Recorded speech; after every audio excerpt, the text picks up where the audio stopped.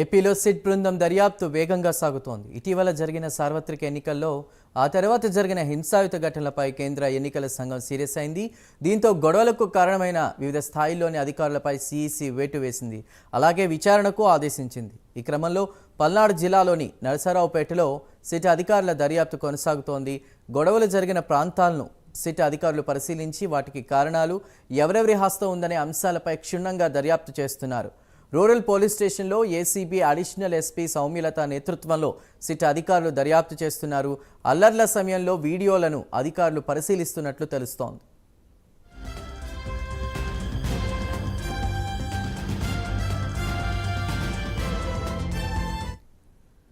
Right, ఇక SIT దర్యాప్తు వేగవంతం పుంజుకున్నట్టు తెలుస్తోంది.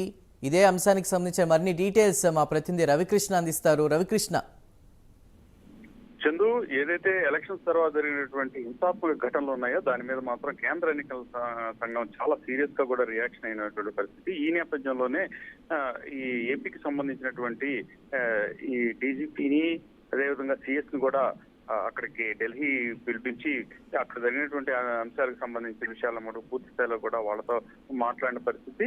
ఏదైతే ఇక్కడ జరిగినటువంటి అల్లర్లు ఉన్నాయో అల్లర్లకు సంబంధించిన విషయం మీద ఎందుకు ఫెయిల్ అయ్యారు అనే దాని మీద కూడా పూర్తి స్థాయిలో కూడా వాళ్ళ దగ్గర నుంచి సమాచారం అయితే రాబట్టారు. దాని తర్వాత ఈసీ మాత్రం పూర్తిగా కూడా ఇక్కడ జరిగిన అల్లర్ల మీద మాత్రం దృష్టి సారించారు. దీనికి సంబంధించి సిట్ బృందాన్ని కూడా వేయడం జరిగింది. సిట్కి సంబంధించి 48 గంటలు వాళ్ళకి టైం ఇచ్చారు. నిన్నటి నుంచి సిట్కి సంబంధించి ఏపీలో మాత్రం ఎక్కడెక్కడైతే హింసాత్మక ఘటనలు జరిగాయో ఆ ఘటనలకు సంబంధించిన ప్రాంతాల్లో మాత్రం సిట్ బృందం పర్యటిస్తుంది.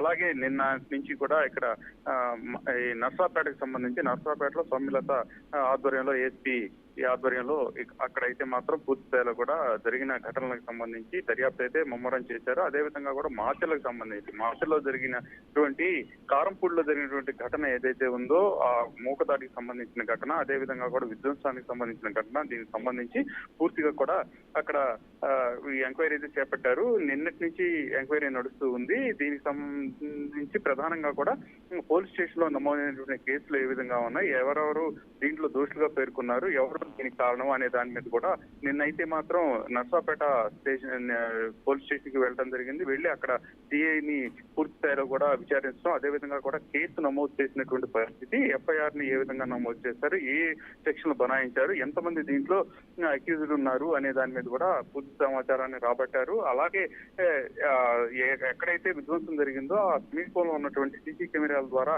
పూర్తిగా కూడా అక్కడ జరిగినటువంటి అంశాలకు సంబంధించి తమకు ఉపయోగపడేవి ఏమైనా ఉన్నాయా అనే దాని మీద కూడా పూర్తిగా కూడా దృష్టి పెట్టారు. దీనికి సంబంధించి ఫుటేజ్ ని కూడా సీసీ కెమెరా ఫుటేజ్ తీసుకున్నారు. అలాగే సోషల్ మీడియాకి సంబంధించి కూడా వివిధ సంఘటనలు జరిగినటువంటి సందర్భంలో కొంతమంది పెట్టినటువంటి వీడియోస్ ఉన్నాయో అక్కడ వాళ్ళు చేస్తున్నటువంటి విధ్వంసాలకు సంబంధించిన వీడియోలు, దాంట్లో ఉన్న వ్యక్తులు, అలాగే చేయడానికి గల కారణాలు, వివిధ పరిస్థితులు అన్నింటినీ కూడా పూర్తిగా కూడా దర్యాప్తు చేస్తున్న పరిస్థితి ఉంది. ప్రెజెంట్ అయితే పోలీసులకు సంబంధించి పోలీసుల దగ్గర ఉన్నటువంటి ఆధారాలను అయితే పూర్తి స్థాయిలో కూడా తీసుకున్నారు. అలాగే ఈ రోజు మాత్రం అక్కడ ఏదైతే విధ్వంస సంఘటనలు జరిగాయో అక్కడ ఆ ప్రాంతానికి వెళ్ళటం, అక్కడ ఉన్నటువంటి చుట్టుపక్కల ఉన్నటువంటి వ్యక్తులు, ఈ దీంతో బాధితులు ఎవరైతే ఉన్నారో ఆ బాధితుల కూడా వాళ్ళ దగ్గర నుంచి కూడా ఈ దీనికి సంబంధించిన సమాచారాన్ని రాబడతారు. సమాచారాన్ని రాబట్టిన తర్వాత పూర్తిగా కూడా కేంద్ర ఎన్నికల సంఘానికి మాత్రం పంపించడం జరిగింది. ఆ తర్వాత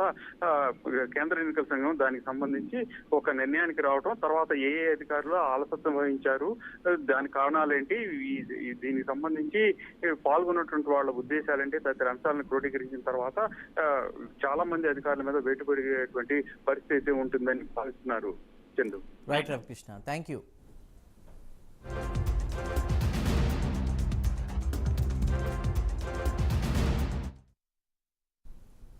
తిరుపతిలో సిట్ అధికారులు దర్యాప్తును మొదలుపెట్టారు. దర్యాప్తుని ఇవాళ సాయంత్రానికి ముగిస్తామని తెలిపారు. తమ దర్యాప్తు ముగిసిన వెంటనే పూర్తి వివరాలను సాయంత్రానికి ఐజీకి అందజేస్తామని సిట్ అధికారి రవి మనోహరాచారి తెలిపారు. తిరుపతిలో అన్ని ఎఫ్ఐఆర్లను పరిశీలించామని అన్నారు. సంఘటనా స్థలంలో కూడా పరిశీలన జరుపుతామని తెలిపారు. ఐజీ గారు బ్రీఫ్ చేస్తారు తప్ప మేము బ్రీఫ్ చేయడానికి ఏం లేదు ఇందులో, యాజ్ సింపుల్ యాజ్ దట్ ఇందులో. కాబట్టి ఏమున్నా మా ఐజీ గారు బ్రీఫ్ చేస్తారు, ఓవరాల్ గా హెడ్ ఆఫీస్ లో బ్రీఫ్ చేస్తారు. నేను చేయను, అదే చెప్తున్నాను కదా, అన్ని ఎఫ్ఐఆర్ల మీద కూడా చర్యలు తీసుకుంటారు, అంతవరకు గ్యారంటీ. పోనీ అండి బాబు. ఒకటేనండి, ఏ బ్రీఫింగ్ అయినా నేను చేసే క్వశ్చనే లేదు, నాకు అధికారం లేదు. సో ఏ బ్రీఫింగ్ అయినా ఐజీ గారు చేస్తారు, మా సిట్ హెడ్ గారు చేస్తారు. ఇస్తాను, సాయంత్రంలోపు ఇస్తాం. వెళ్తాను. ప్రతి సీన్ విజిట్ చేస్తాను, ఇందులో కొంతమంది డబ్బులు తిన్న వాళ్ళని ప్రతి సీన్ విజిట్ చేస్తాను. తిరుపతిలో అల్లర్లు జరిగిన ప్రాంతాలను సిట్ అధికారుల బృందం పరిశీలిస్తోంది. పద్మావతి మహిళా యూనివర్సిటీలో ఘటన జరిగిన ప్రాంతంలో సీన్ రీకన్స్ట్రక్షన్ కూడా జరుపుతున్నారు. తిరుపతిలో సిట్ విచారణపై మరింత సమాచారాన్ని మా ప్రతినిధి రాజు అందిస్తారు. అల్లర్లపైన ఏర్పాటైనటువంటి ప్రత్యేక దర్యాప్తు బృందం ప్రస్తుతానికి తిరుపతిలో విచారణ జరుపుతోంది. ఆ మహిళా యూనివర్సిటీ దగ్గర ఎక్కడైతే ఈ సంఘటన జరిగిందో ఆ ప్రాంతం దగ్గర విచారణ జరుపుతున్నటువంటి పరిస్థితి. సో ఒక రంగం చెప్పాలంటే సీన్ రీకన్స్ట్రక్షన్ చేస్తూ ఉన్నటువంటి విజువల్స్ను మనం చూడొచ్చు. సిట్కి సంబంధించినటువంటి దర్యాప్తు బృందం అధికారిగా ఉన్నటువంటి డిఎస్పీ రవి మనోహరాచారి ఆధ్వర్యంలో ప్రస్తుతానికి ఇక్కడ సీన్ రీకన్స్ట్రక్షన్ జరుగుతోంది. సో విజువల్స్లో చూస్తున్నాం, ఇదే ప్రాంతంలో 14వ తేదీన సంఘటన జరిగింది. సో అక్కడే వెహికల్స్కి సంబంధించినటువంటి పులివర్తి నాని మీద దాడి జరిగింది కూడా అదే ప్రాంతంలో. అంతేకాకుండా ఆయన వాహనాల మీద బీర్ బాటిల్స్ తోటి దాడి చేసినటువంటి ప్రాంతాన్ని ప్రస్తుతానికి సిటీకి సంబంధించినటువంటి బృందంకి నేతృత్వం వహిస్తున్నటువంటి రవి మనోహరాచారి, అలాగే ఆయనతో పాటు వచ్చినటువంటి బృందం ప్రస్తుతానికి అక్కడ విచారణ అయితే జరుపుతున్నటువంటి పరిస్థితి. సంఘటన ఎప్పుడు జరిగింది, ఎలా జరిగింది, ఎన్ని గంటలకు జరిగింది అనేటటువంటి వివరాలకు సంబంధించి సీన్ రీకన్స్ట్రక్షన్ చేస్తూ ఉన్నటువంటి పరిస్థితి. సో విజువల్స్లో చూస్తున్నాం. సో సీన్ రీకన్స్ట్రక్షన్ చేస్తూ మొత్తానికి మోడస్ ఆపరెండి ఏంటి, అసలు ఈ సంఘటన జరగడానికి గల మోడస్ ఆపరెండి ఏంటి అనే దాని మీద ప్రస్తుతానికి విచారణ అయితే చేస్తూ ఉన్నటువంటి సిచ్యువేషన్ అయితే ఉంది. సో మొత్తానికి రవి మనోహరాచారి ఆధ్వర్యంలో ప్రస్తుతానికి ఈ విచారణ అయితే కొనసాగుతూ ఉన్నటువంటి సిచ్యువేషన్.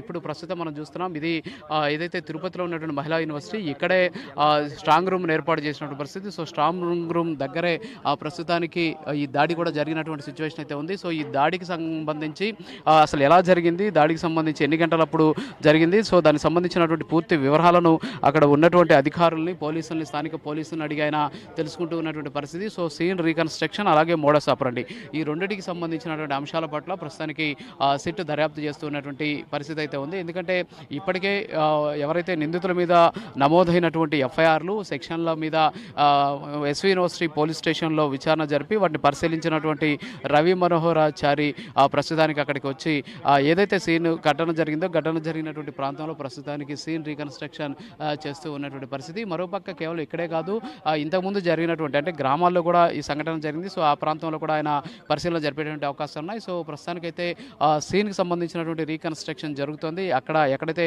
వాహనాల మీద దాడి జరిగిందో, సో ఆ వాహనాల మీద దాడి జరిగినటువంటి ప్రాంతంలో ప్రస్తుతానికి ఆయన రీకన్స్ట్రక్షన్ అయితే చేస్తూ ఉన్నటువంటి ఆ పరిస్థితి ఉంది. సో మొత్తానికి ఇక్కడ ఏదైతే మహిళా యూనివర్సిటీ ఉందో, మహిళా యూనివర్సిటీ దగ్గర ప్రస్తుతానికి దీనికి సంబంధించినటువంటి విచారణ జరిపిన తర్వాత పూర్తి స్థాయి నివేదికను ఇవాళ సాయంత్రానికి ఇస్తానని చెప్పి రవి మనోహరాచారి గత కొద్దిసేపటి క్రితం మీడియాతో కూడా మాట్లాడుతూ చెప్పినటువంటి పరిస్థితి. మరోపక్క పూర్తి వివరాలను దీనికి నేతృత్వం వహిస్తున్నటువంటి ఐజీ మీడియాతోటి మాట్లాడతారు. సో ప్రస్తుతానికి మాత్రం ఇక్కడ ఎక్కడైతే తనకు అప్పచెప్పినటువంటి బాధ్యతలో భాగంగా తిరుపతి జిల్లాలో ఎక్కడైతే సంఘటన జరిగిందో ఆ ప్రాంతంలో విచారణ జరుపుతున్నామని చెప్పేసి రవి మనోహరాచారి మీడియాకి